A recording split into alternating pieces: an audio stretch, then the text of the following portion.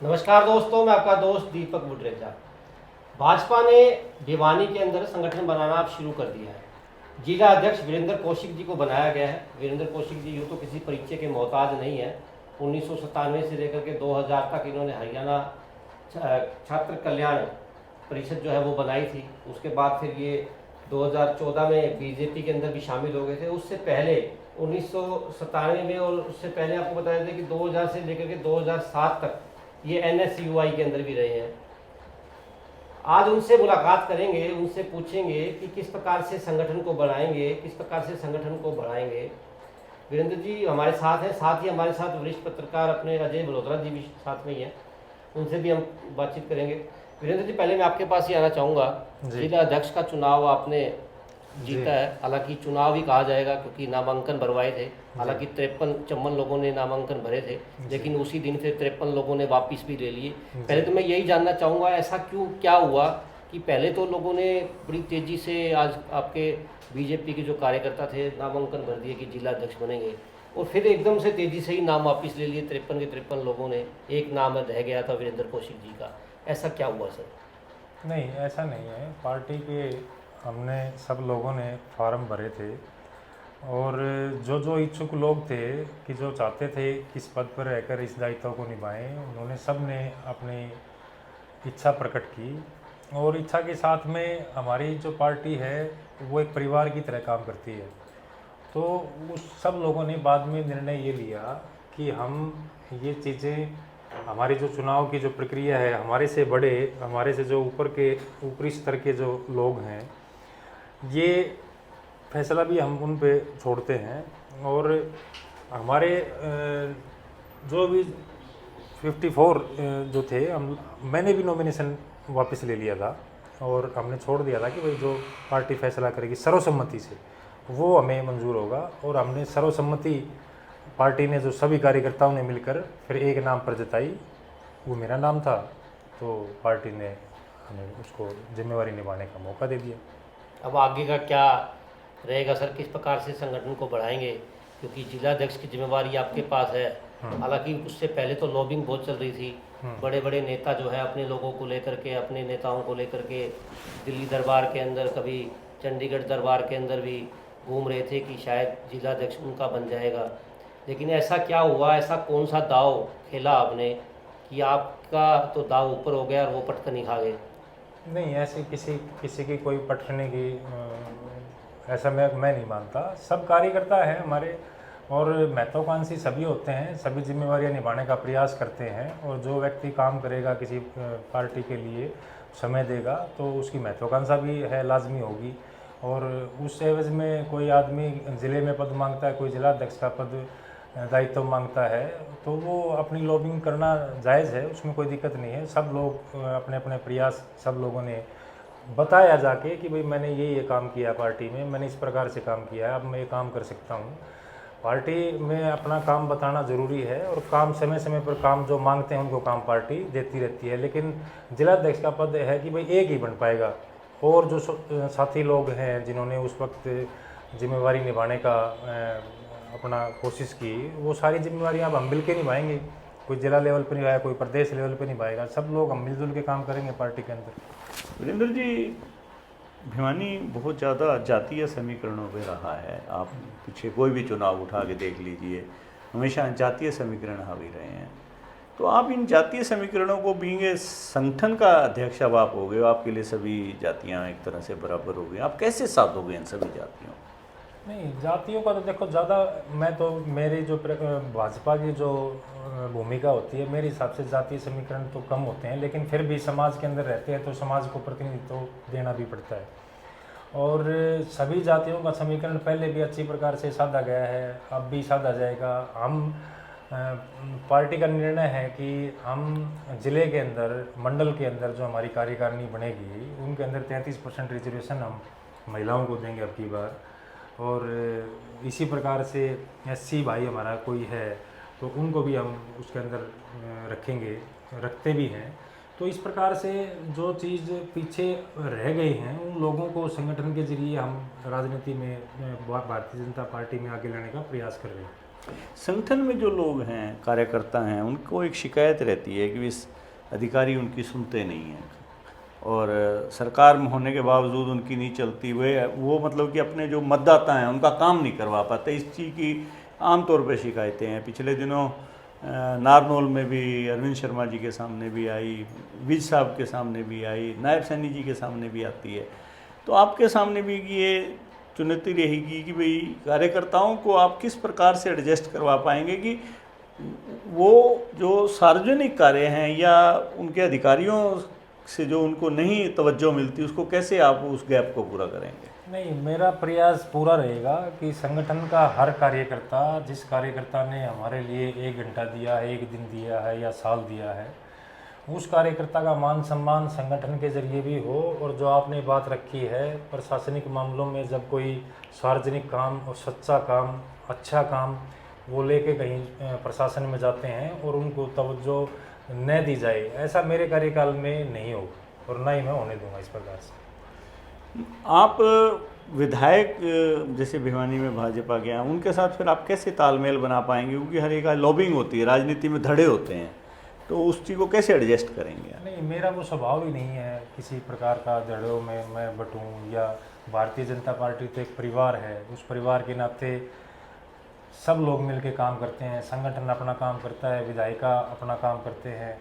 तो विधायक और सांसद, हमारे 2 सांसद हैं हमारे यहाँ से, विधायक हमारे 3 हैं यहाँ से, तो उन सब के साथ मिलके मैं काम करूँगा। जो जिस प्रकार से वो काम करने लग रहे हैं उनकी भी मैं मदद लूँगा। और जो हमारे कार्यकर्ता जो चाहेंगे, उनके ज़रिए, मेरे ज़रिए, किसी भी ज़रिए, वो हम लोग एक सामंजस्य बिठाएंगे सरकार और संगठन के बीच में। और उस सामंजस्य को बिठाकर एक सौहार्दपूर्ण तरीके से प्रशासनिक अधिकारियों को भी साथ लेके कि अच्छे काम को तवज्जो दी जाए। और गलत काम भाजपा का कार्यकर्ता कभी करवाता नहीं है, उसके नेचर और स्वभाव में होता ही नहीं है। तो हमारा जो प्रयास है वो यही रहेगा कि उनको तवज्जो, उनके काम को मिले, भाजपा के कार्यकर्ता को तवज्जो मिले, क्योंकि वो जो कोई काम लेके जाएगा प्रशासन में तो वो अच्छा और जनहित का कार्य ही होगा। जहाँ तक कामों की बात है, सांसद ने नेशनल हाईवे के कई काम किए, रेलवे के कई काम किए, परंतु शहर के अंदर एक आम चर्चा आती है कि शहर के अंदर भारतीय जनता पार्टी के शासन में वो काम नहीं विकास के हो पाए जो होने चाहिए थे। आपके साथ लगते चरखी दादरी है, चाहे जींद है, चाहे नारनौल है, वहाँ क्योंकि सरकार से फंड्स लाना और सरकार की योजनाओं को मूर्त रूप देना, वो शहर में कहीं ज़्यादा दिखाई नहीं देती हैं। तो ये कैसे आप पूरी करोगे?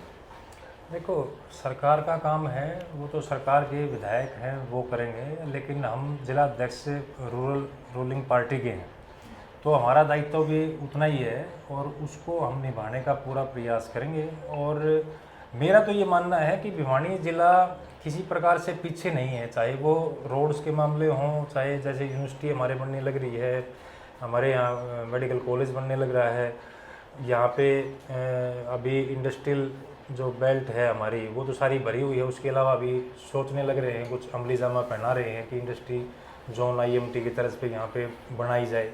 क्योंकि डेवलपमेंट मेरे हिसाब से 2 चीज़ों से मानी जाती है, या तो वहाँ पर बाहर का आदमी आके रहे, और वो जब रहता है जब इंडस्ट्रियल डेवलपमेंट होती है वहाँ पे, और या फिर वहाँ की ज़मीन का नीचे का पानी अच्छा हो और वहाँ पे फसल अच्छी हो।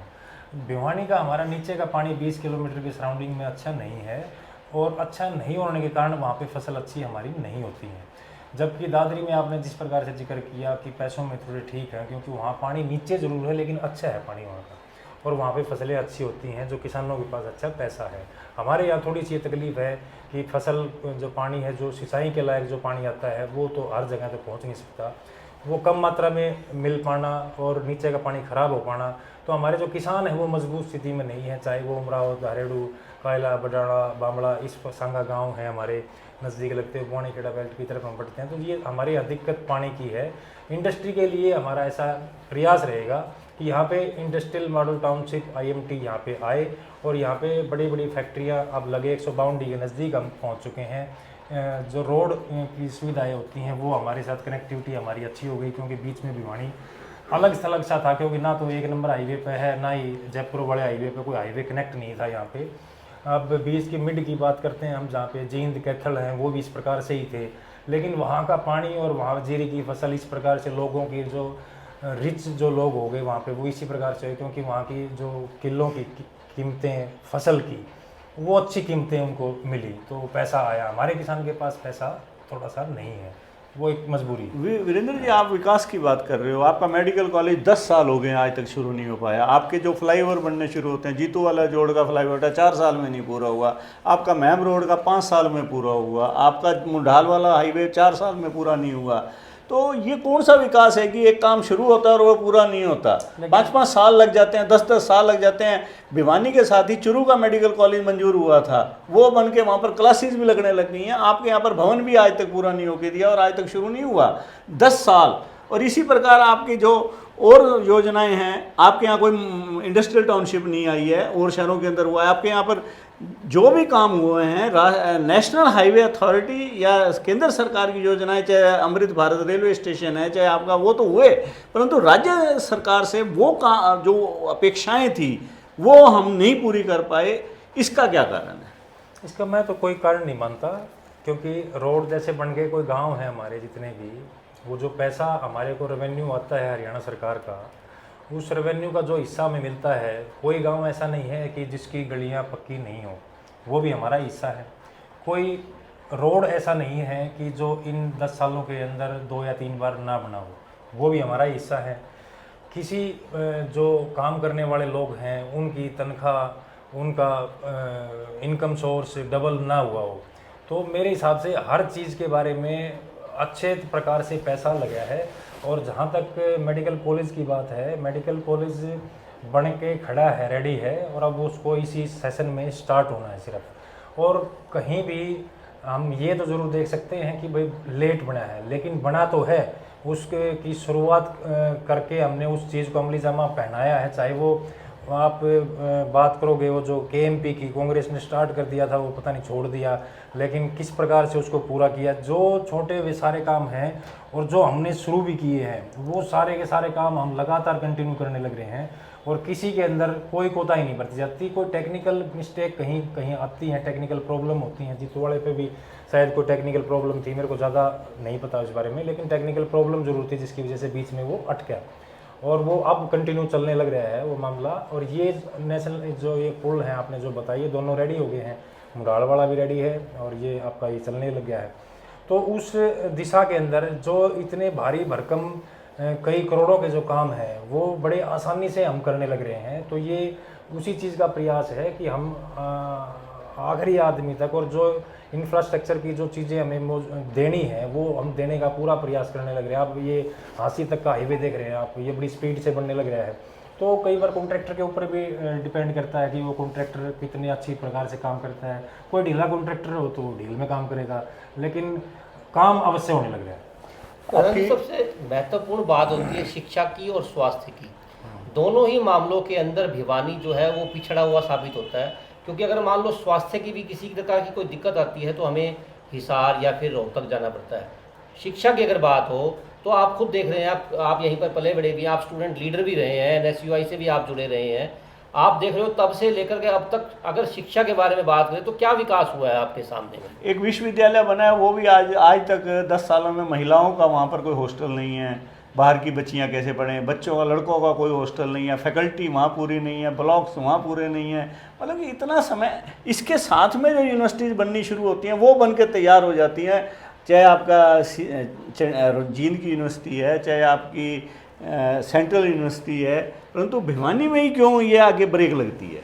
नहीं, ऐसा तो नहीं है भिवानी में ब्रेक। देखो, भिवानी में ज़मीन मिली और धीरे धीरे सारा काम हुआ। ऐसे ही जो और यूनिवर्सिटीज़ हैं उनके अंदर भी सारा काम हुआ। देखो, ये इतने सारे कामों के लिए फ़ंड की आवश्यकता तो हमेशा होती है, और जब फंड की आवश्यकता होती है तो वो बांटना भी पड़ता है कि भाई फंड उसको मैनेज करना, कि अब इसको इस प्रकार से धीरे धीरे करके एकदम तो सारी चीज़ें डेवलप नहीं हो पाती हैं, लेकिन धीरे धीरे वो सारी चीज़ें डेवलप होने लग रही हैं। यूनिवर्सिटी का वहाँ पे भवन मेरे ख्याल में 3 या 4 भवन तो अच्छे से बन के हैं, और भी बनने लग रहे हैं, और वो धीरे धीरे यूनिवर्सिटी अपने पूरे रूप के अंदर आ जाएगी। मेडिकल कॉलेज तो बन ही चुका है, और मेरे हिसाब से तो भिवानी के लिए इस प्रकार की जो मेन जो चीज़ दिक्कत कहीं है ना, तो वो अपनी इनकम थोड़ी बहुत जो मैं बता रहा हूँ ना, वो कहीं ना कहीं बीच के अंदर काम जरूर करती है। सर ये कछुआ चाल थी, इतने साल हुए, लगभग 12-13 साल हो गए। 12-13 साल के अंदर जो है कछुए की चाल से हमारा मेडिकल कॉलेज और यूनिवर्सिटी जो है वो नहीं, चलते आ रहे 12-13 हैं। साल कहाँ से हो गए? मेरे हिसाब में तो 2014 10 साल तो हमारी सरकार को हुए हैं, 5-6 वीरेंद्र महीने। जी 2013 में मंजूर हो गए थे, 2014 13 के में अंदर तो मंजूर कर गई आपकी वो। सरकार जिस दिन आ गई तो आज आपकी सरकार को भी 11 साल हो गए हैं। नहीं, हमारी 11वां साल चालू है। 11 मतलब कि ये चल रही है, 11 हो गए तो हैं। उस ऐसा समय है, की महंगाई मेरे- और आज की महंगाई में भी सर दुगना असर हो गया। अगर भाई उस समय मेरे बनते हिसाब से देखो, पहले तो 10 साल और 4 महीने हुए हमें। दूसरी बात है कि जब हमारे मुख्यमंत्री मनोहर लाल जी ने शपथ ली थी, तो उसके बाद में ये चीज़ें जो पेंडिंग पड़ी थी उसका कुछ समय लगा, और उन चीज़ों को देखने में पहले डी सरकार ने तो छोड़ दे रखे थे ये सारे के सारे कि भाई कुछ करना है, कौन अनाउंसमेंट करनी है बस। उनके लिए पैसों का इंतजाम भी करना था और वो अमली जामा पहनाना भी था। वो सोच भी मनोहर लाल जी की थी कि प्रत्येक जिले में मेडिकल कॉलेज होना चाहिए। अब स्वास्थ्य के बारे में आप कह रहे हो, ये जो MRI की सुविधा है ये सरकार की देन है कि भाई उन्होंने पॉलिसी बनाई, और उस पॉलिसी के तहत में सर PPP मोड में है, और सवेरे अगर आदमी को किसी को MRI करानी हो तो 2 दिन जाकर के नंबर आता वो है तो उसका। पेशेंट इतने हैं ना। हाँ तो सर पेशेंट कैसे इतने बात हैं। बनेगी इतने में तो ऐसे? पेशेंट मर जाएगा उसके जब तक भी नंबर आएगा। जो नहीं, मैंने भी करवाई है MRI का दी वहाँ पे। जो इमरजेंसी जिसकी सर्विस होती है उसको प्रायोरिटी दी जाती है, और जिस आदमी को ठीक है काम चल जाएगा उसको अपना समय दिया जाता है, 3 घंटे का 5 घंटे का। जो वीरेंद्र जी, मनोहर लाल जी ने पैसा दिया, नायब सैनी जी ने पैसा दिया। हमारा जो कहने का मतलब है कि हमारे यहाँ जो लोकल भाजपा के नेता हैं, क्या उनमें कोई कमी रही है? क्या वो परसू नहीं कर पाए सारी चीज़ों? नहीं, मैं नहीं मानता कि हमारे सारे नेता सक्रिय हैं और सक्रियता के साथ काम करने लग रहे हैं सभी लोग, और समय समय पर जब उचित होता है वो अपनी बातें रखते हैं। लेकिन हर चीज़ को अपने तरीके से हम सोचते हैं कि हमें ये चीज़ चाहिए, लेकिन हमारे अनुसार एकदम वो चीज़ इम्प्लीमेंट नहीं हो सकती। वो थोड़ा प्रोसीजर तो होता ही, उसको फॉलोअप करना होता है सारी चीज़ें। भाई आज हम किसी रोड को मान रहे हैं कि ये रोड टूट गया और हमें चाहिए कि ये रोड बना दो, उसका प्रोसीजर तो है ही। एस्टिमेट बनेगा, फिर टेंडर होगा, उसके बाद में अलॉट करेंगे कि भाई किसको अलॉट किया है, उसके बीच में ये भी देखेंगे इसको अभी देना है कि नहीं, पैसा है कि नहीं डिपार्टमेंट के पास में। तो सारी चीज़ें करके समय लगता है, लेकिन हर चीज़ को साफ नियत के हिसाब से भाजपा करती है। साफ नियत के हिसाब से हमारे विधायक और MP भी आगे समय समय पर अपनी बातें रखते हैं। कार्यकर्ताओं में मायूसी पिछले 10 सालों से है, जब से आपकी सरकार आई है। हालांकि बड़े बड़े दावे जो हैं वो किए जाते हैं, लेकिन कार्यकर्ता हर बार मायूस हो जाता है कि उनका कोई काम नहीं होता। बार बार वो आपके पास भी अब तो आने शुरू हो जाएंगे, क्योंकि आप भी जिला अध्यक्ष बने हो। अब आपके पास भी देखना किस प्रकार से लाइन लगती है, और मायूसी जो है कार्यकर्ताओं के अंदर आती है, छाई रहती है। तो आप उसको, कार्यकर्ताओं की आवाज़ को कैसे बुलंद करोगे प्रधान जी? देखो, कार्यकर्ताओं की कमजोरी तो आप मानो मत, कार्यकर्ता स्ट्रॉन्ग पोजीशन में खड़े थे जब ये तीसरी बार सरकार आ गई। और ये जो भाजपा का कार्यकर्ता है ना, वो और पार्टियों जैसा कार्यकर्ता नहीं है। आप सबको पता है कि भाजपा का कार्यकर्ता चाहे किसी का कोई पर्सनल काम हो या ना हो, लेकिन देश के लिए समर्पित है, भाजपा के लिए समर्पित है। वो कार्यकर्ता आखिरी समय तक मैदान में डटा रहता है। अब बात है कि काम की, कि भाई हमारा काम होगा नहीं होगा, ये सोचने वाले व्यक्ति हमारे परिवार में कम लोग होते हैं। महत्वाकांक्षा होती है कि जब नया राज आया कि राज फुल फ्लैग देखा नहीं था, तो आदमी को महत्वाकांक्षा होती है और पार्टियों को देख के कि भाई और पार्टियों के लोग इस प्रकार के थे। लेकिन हमारी जो सोच है, उस सोच के अंदर अगर थोड़ा सा भी मन भटका है अगर किसी भी कार्यकर्ता का, तो उसने फिर बाद में ये ज़रूर सोच लिया कि भाई ये औरों जैसे हम नहीं है। हमारा जो पार्टी का कार्यकर्ता है वो इस प्रकार के काम नहीं जो स्वार्थ के काम करवाने की कोशिश करेगा। और वो मनोहर लाल जी की सरकार ने वो एक दिशा निर्देश दे भी दिया था कि हमें सबका काम करना है, अपना छोड़ के। अपना अगर कोई सार्वजनिक काम है तो हमें आगे कदम बढ़ाना है, सबका कोई भी काम है उसके लिए पार्टी का कार्यकर्ता लड़ो, आगे आओ, और अगर कोई काम नहीं करेगा तो उस अवसर से हम बात करेंगे। यही पॉलिसी अब भी है। नायब सैनी जी मान सम्मान, जिस प्रकार से कार्यकर्ताओं का दिन रात मेहनत करके एक करके जो है रात को 12 बजे तक भी, 1 बजे तक भी, 2 बजे तक भी कार्यकर्ताओं का सम्मान करते हैं, वो उससे कार्यकर्ताओं का मनोबल बढ़ता है। और वो मनोबल बढ़ने के कारण ही हमारी ये तीसरी बार की सरकार आई है, और आगे भी इसी प्रकार से। अब मेरे को नहीं लगता नहीं कि दूसरी पार्टियां कहीं मैदान में डटेंगी। और जो भाजपा का कार्यकर्ता आज काम की बात करता है ना कि भाई हमारा काम नहीं होता, मेरे पास जिस दिन से मैं बना हूँ लगातार लोगों का 10 बजे तक भी बैठते हैं हम कार्यालय में, 11 बजे तक भी बैठते हैं। कोई आप क्या सोच रहे हैं कि आने लग रहे होंगे, आ चुके सारे कार्यकर्ता, लेकिन किसी कार्यकर्ता ने ये नहीं कहा जी मेरा पर्सनल काम नहीं हुआ। सारे लोग कह रहे हैं कि जी भाजपा का काम है, सार्वजनिक काम होने चाहिए, और कोई प्रशासनिक अधिकारी ना माने तो उसकी गारंटी मैं लेता हूँ।